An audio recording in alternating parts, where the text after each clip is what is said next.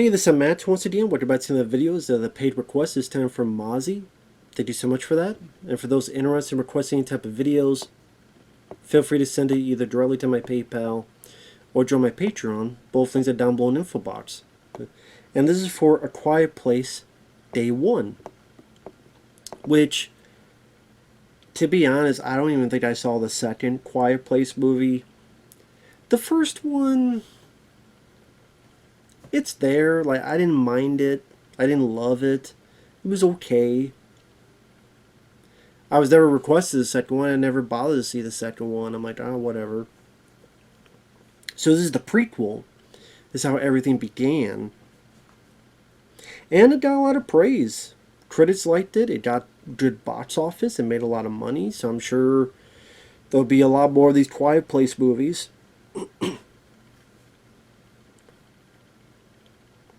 But I don't know, as I watch, I went, why? It didn't really do much for me when, spoilers,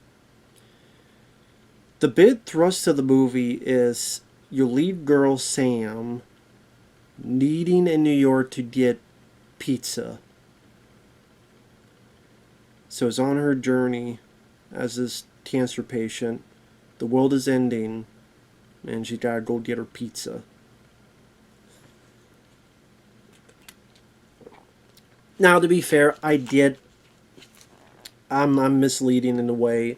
No, I mean, that is what she's doing, but there's really an underlying meaning as to why she's doing it, because of she doesn't have much time to live, and it reminds her of her dad who died, and there's this jazz place that he played at, so to be there, remember this place one last time, and afterward they would get pizza, so she wants to relive that memory one more time before she died, because she's going to die anyway, because again, she has cancer.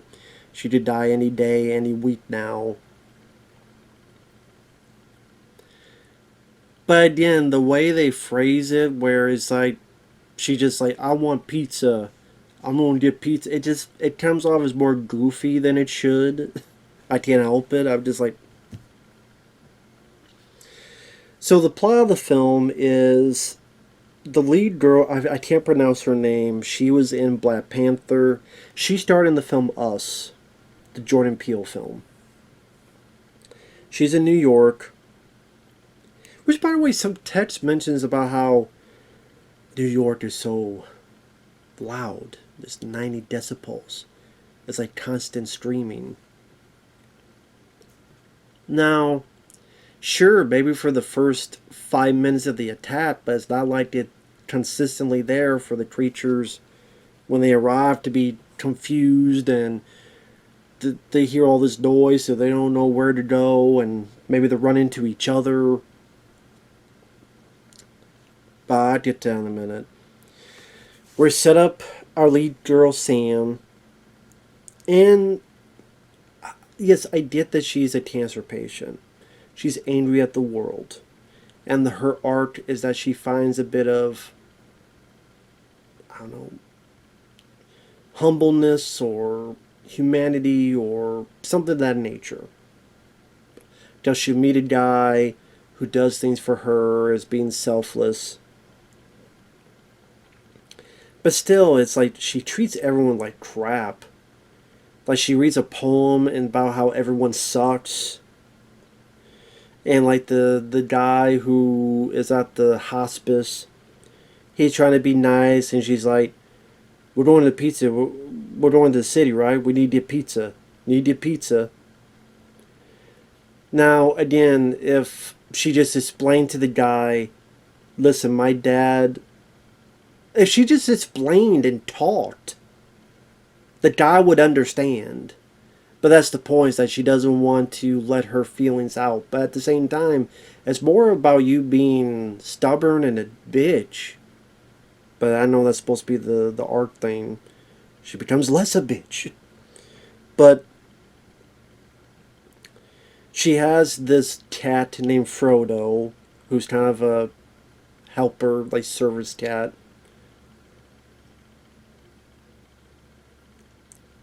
So they go to the city, And for some reason, they made a big deal about this puppet show.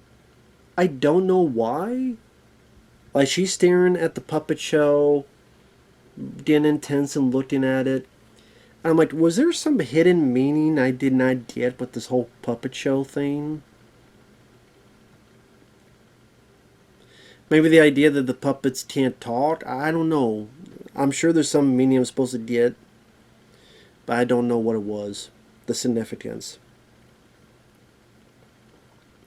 So as they're leaving, the guy runs the hospice, goes, listen, we're told we gotta get out of Dodge. There's some emergency thing. But she's like, but we don't get pizza, right? Listen, but we gotta get pizza, right? Explain to the dude why it's so adamant to you. He would understand and he would do it. We're just not doing it because we gotta find out later in the script. Not because you're a moron and a dumbass. Just say it. Listen, I don't know if I got days left. This is where my dad was. I want one more time to have a moment with my late father. He would understand. In fact, I guarantee you he would get in his car and drive you himself with how nice this guy is. Just fucking spit it out. Take the dildo out of your mouth. Shit. So she gets in the bus. People are looking at something. She looks. Things fall from the sky. And there's a big dust cloud. People are being dragged. Trying to be a bit like Children of Men. Where it's like, dust clouds, some explosions. Something hits something. There's an explosion. She flies back. She gets knocked out. Wakes up. And then she's in this crowd of people who know not to talk, who know to stay quiet. Sorry about that. Now, first off, the thing with these creatures, that they hunt by sound. When they first land, do they hear the other creatures? Would that mean they hunt the other creatures? Or no? Oh, you would think with that amount of noise in the city, like they mention, well, the noise in the city is like a constant stream.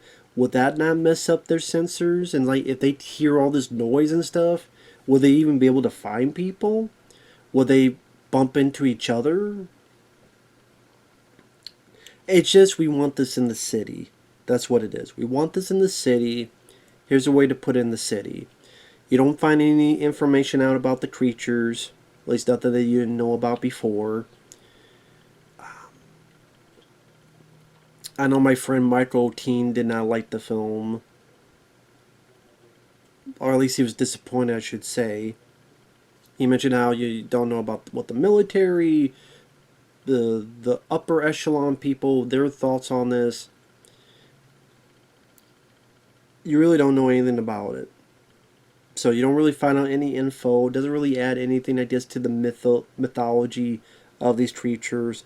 It's just, how do we get them in the city? So here we go. And how do we make sure there's a lot of people here so a lot of people will die? And then they already know, like, obviously, if you see a creature, you want to stay quiet. But they know how quiet to be as well. It's one thing. Like, they don't even try to whisper. Like, they know that even whispering is a bad idea. That's when they stay quiet. It's another, like, you don't even whisper. Don't even whisper at all. No, don't whisper at all. So, it'd be nice to at least have a scene or two where they're whispering. It's like, oh my god, even whispering is bad? Now, there's so many times that the cat that she has will wander off. Will wander off and hit the bell on something. Will wander off. And this cat, well, people don't want to hate this cat, but it actually became my favorite character because I like cats. I love the pussy. What can I say? I love the pussy and I love the cat. So I like both. But, I'm a cat guy. I love cats. But this cat, I mean, for the most part, is like the best cat where he'll always find where you're at. You could be separated among the city. He will find where you're at. It's like got his own tracking device. So the cat will always find where you're at. Just, and number two, it very rarely, it never hisses. You would think with all these creatures around, it would hiss. It never hisses. It never meows either. I don't remember one damn time it meowed. So this cat doesn't meow, except, well, actually, let me think. No, maybe it did. No, it purred. It didn't meow. It purred in one scene. It purred, but it wasn't like, oh my god, stop purring, stop purring. It was like, oh, it's safe, and it purrs a little bit, and that's it. So now, one time did I hear the cat meow. Maybe I missed it. I apologize. That's my fault if I did, but never heard it meow. Never heard it hiss. Rarely purred. And if it gets separated, it will find you.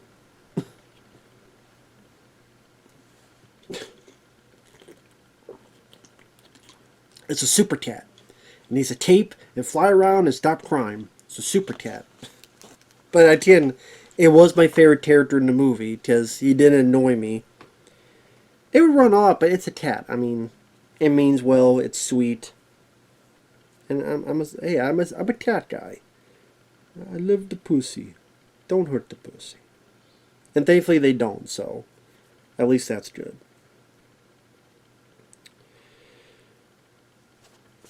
So, before we get to our second main character, Eric, she's in this group. There's the guy who's the head of the hospice. Djimon Hounsou, which I guess he's in A Quiet Place 2. He has to quiet this guy down, and the guy won't shut up, so he's like trying to quiet him down and accidentally kills him. I thought that was actually a good scene, because I thought Djimon Hounsou, who I liked as an actor, he was in Amistad, he was in Deep Rising, he was in Blood Diamond, he was in the first Guardians of the Galaxy, one of the first people to fight Chris Pratt at the beginning of that movie. I liked him as an actor. I thought he had the right emotions, and when the guy died, he had the right reaction, and he couldn't scream or shout because of that, but then he's like, he feels terrible, he didn't mean for that to happen. And then the last time we see, well, until the end, one of the last times we see him is, he's just quiet, like this. Sad about what happened. I'm like, I want to follow that character, but apparently he's in part 2. Now, I don't know if he dies in part 2, because I didn't see the movie, but I still wish we could have followed his character instead. But we don't. Instead, this generator creates noise. The guy in the hospice, which is weird. They shut the generator off, and the creature's not attacked. The creature's not attacking because of the generator. I guess it gets there because of it. But then the guy rips his shirt. I guess the idea is that the creature got there, it's like he knows something's here. But then he hears a second noise, and that's where he pounces. So I guess that's the idea. And the guy in the hospice gets killed. Spoilers, sorry. Spoilers. So then she walks off and tries to figure out what to do next. And like I said, there are times where like she'll write, I'm going to get pizza. And like the guy in the hospice, like she's joking, then he's like, again, if you just explain what the hell the reason for it.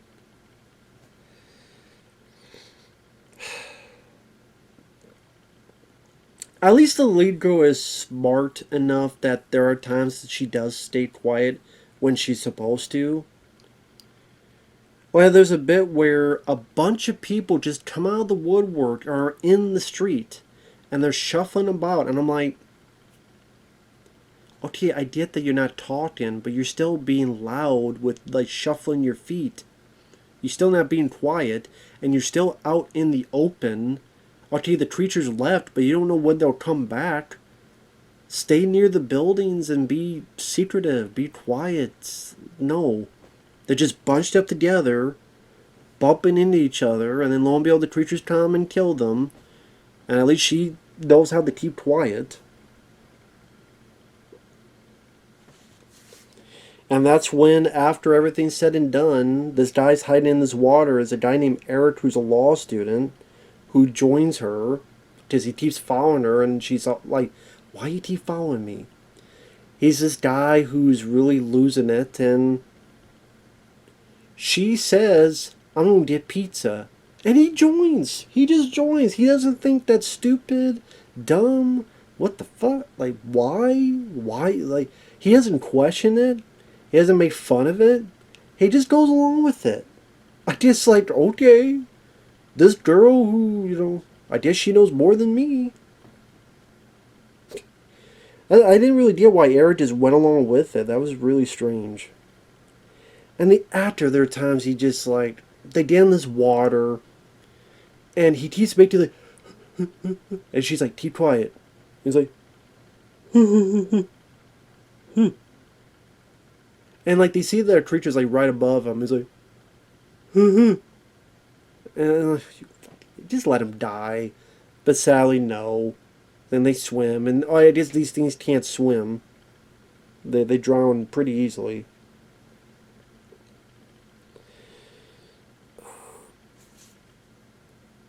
The guy won't shut up. He keeps making noises. They're chased. They get to a place of safety. He goes out to get pain meds. Finds the cat. Saves the cat. Goes back. She appreciates what he did. They go get their pizza. She explains the significance of this place. He does card tricks. I'm like, dude, listen, I get that it's the end of the world, but it's only been like 3 days. Maybe not stop to do card tricks. Just saying. I get that you want to do stuff to bring a bit of humanity between the two of you. But again, it's been 3 days. In 3 days after the world's ending, I would not be in the mood for card tricks. Maybe that's just me. I wouldn't even be in the mood for jerking off. Myself or someone doing it for me. I wouldn't be in the mood for that after 3 days, just 3 days of all this shit and people dying. Just saying. Let's get the hell out of here. So the finale, spoilers, is they're out in the city. There's a ferry leaving. A lot of people know they don't like the water. Djimon Hounsou's on the boat, the big boat. The lead girl makes noise to be a distraction, so the guy takes the cat. They make it into the water. They make it to the boat. She escapes. Now, granted, why don't she just sneak, jump to the water, and swim towards them? We've seen that they can swim before in the subway tunnel water. At least I believe she can. Look like she could. So I get that she made noise and somehow she escaped unscathed.